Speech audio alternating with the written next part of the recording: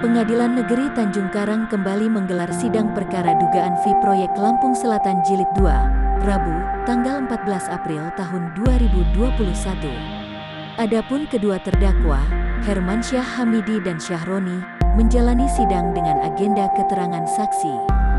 Jaksa Penuntut Umum, JPU, KPK pun menghadirkan 9 orang saksi. Namun, hanya 5 saksi yang hadir dalam persidangan.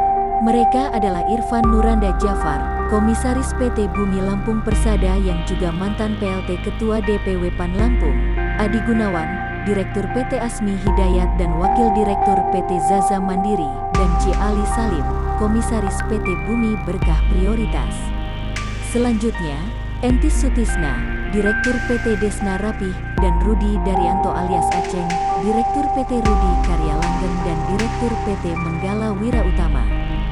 Sementara 4 saksi lainnya tidak hadir dengan alasan tertentu dan ada yang tidak memberi konfirmasi.